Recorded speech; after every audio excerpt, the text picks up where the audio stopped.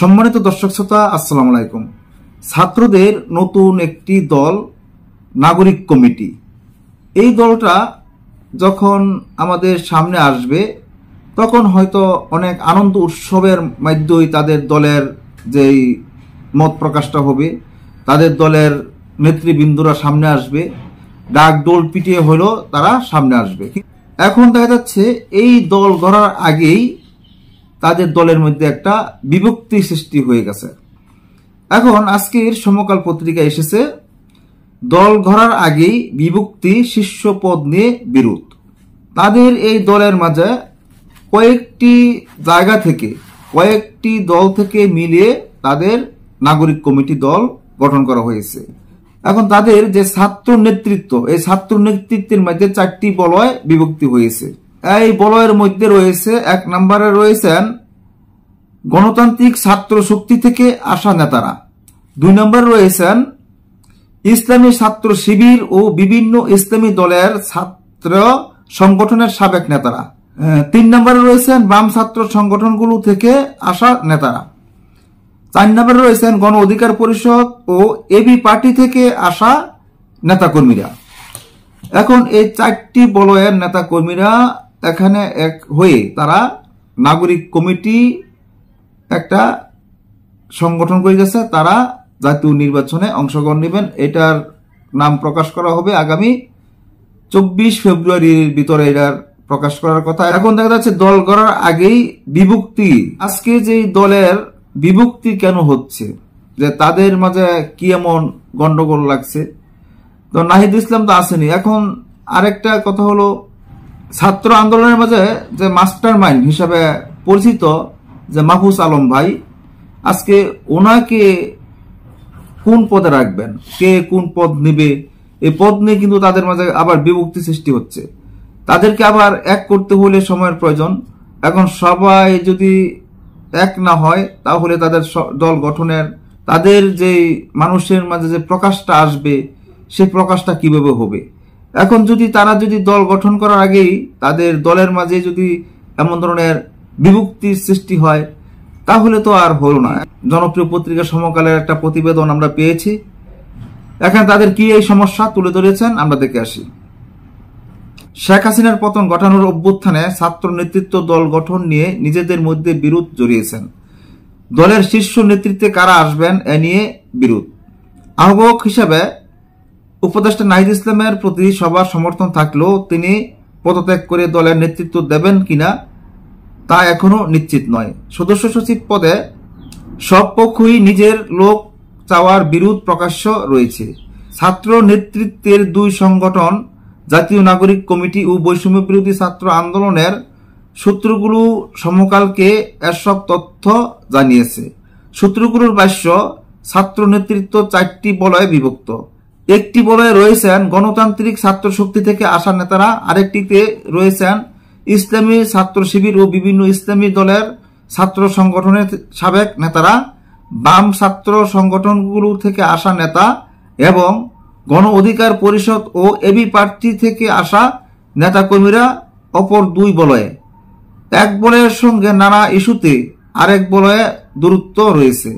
রাজনৈতিক দলের 4 বলয়ের নেতাকর্মী শীর্ষ নেতৃত্বে থাকতে চান। শিবির সংশ্লিষ্টতার কারণে সংগঠনটির সাবেক নেতাদের নেতৃত্ব থেকে বাদ দেওয়া হচ্ছে, এ অভিযোগে বিরোধও তৈরি হয়েছে। যদিও বিবদমান সব পক্ষের ভাষ্য, আলোচনার মাধ্যমে সমস্যা সমাধানের সুযোগ রয়েছে।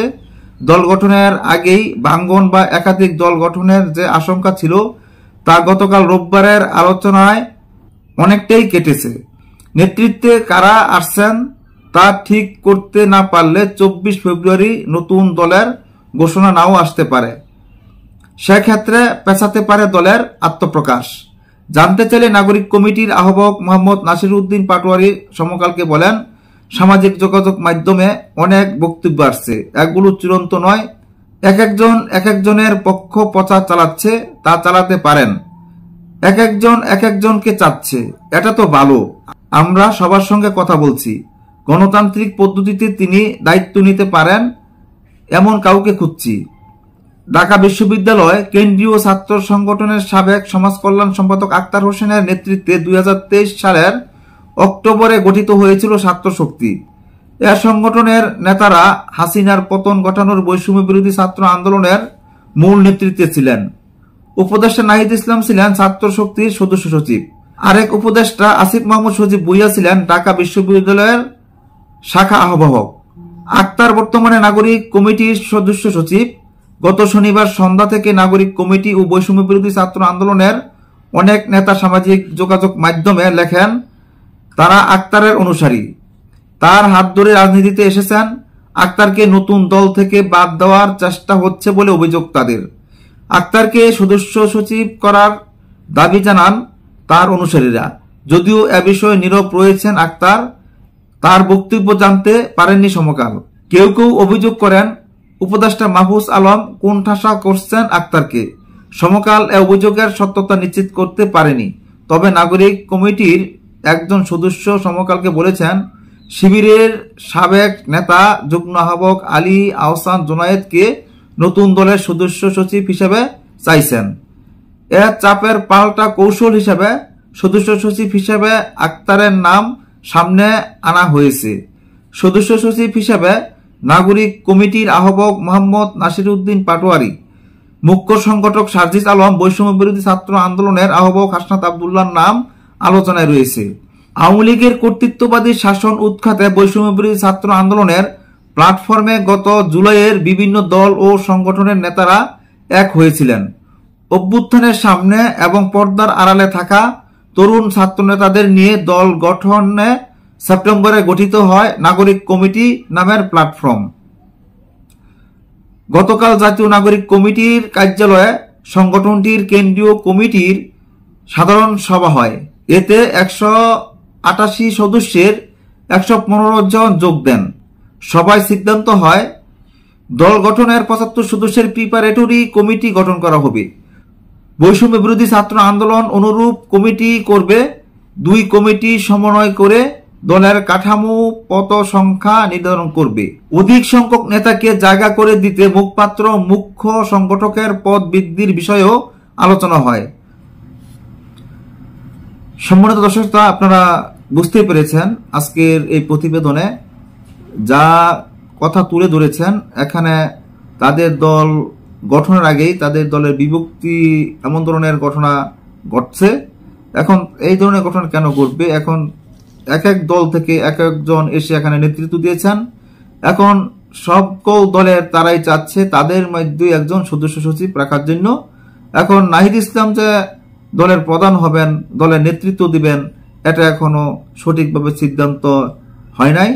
পরবর্তীতে কি আলোচনা হয় আমরা দেখে তারপর আপনাদের কাছে সুন্দর একটা উপস্থাপনা করব। আজ এই পর্যন্তই। আল্লাহ হাফেজ।